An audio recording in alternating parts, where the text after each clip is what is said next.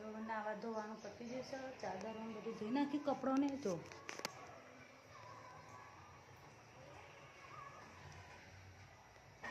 મસ્ત ચા બનાવી હતી, તીખી ભાખરી બનાવી હતી.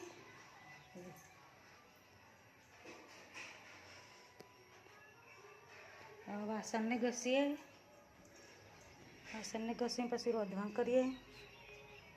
જો મિત્રો આ ડુંગળી લાવે છીએ તે સાફ કરી દઈએ. બધા ફોતરાને એવું બોલશે ત્યાં જો અંદર બગડેલી તો નહીં, પણ ફોતરાને એવું બધું વધારશે તે આપણે હરખી કરી મૂકીએ. અને વરસાદના સોટા ચાલુ થયા થોડાક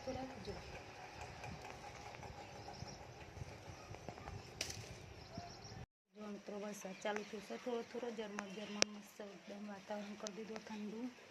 જો પાછળ ફોતરાને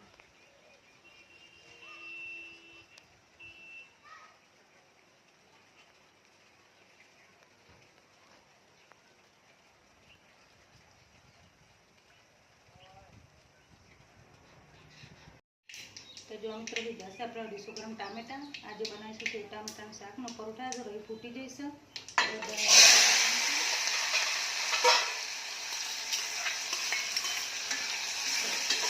ટામેટા ગ્રેવી થઈ જાય તો નાખી મસાલા અંદર.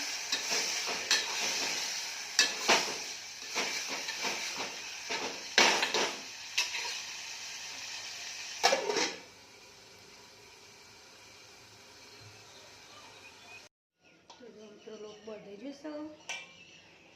લોટ બાંધી પછી પરોઠા બનાવી દઈએ.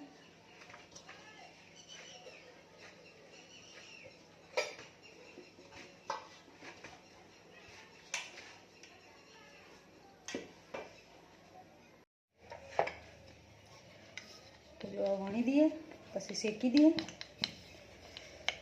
ગરમીમાં તો રસોડામાં ઊભું નહીં રહેવાતું, તો એવું કરે વધવું તો પડશે જ.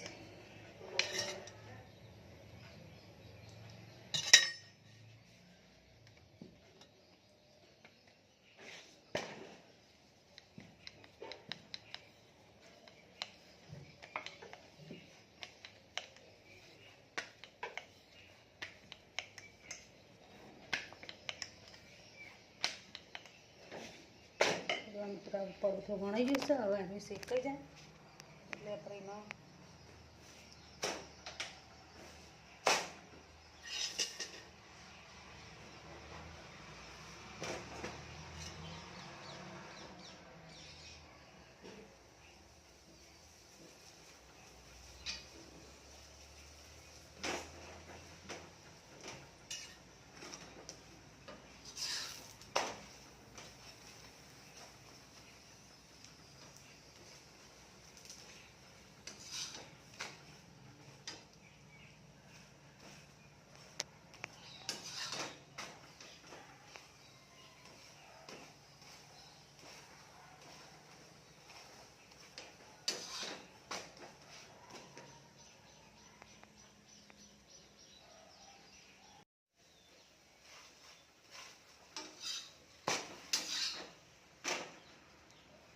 રેડી થઈ ગયો. હવે બીજો નાખ્યો. ચલો મિત્રો જમવા માટે જો આજે બનાવે છે પરોઠા, સેવ ટામેટાનું શાક સાથે છાશ.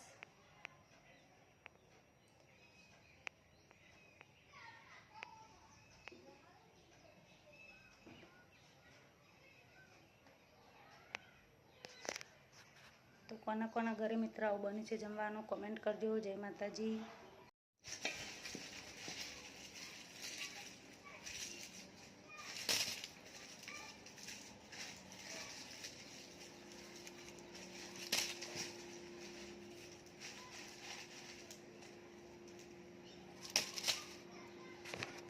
ચોમાસાની બગડી ના જાય એટલે સાફ કરી મૂકી દઈએ હરખી.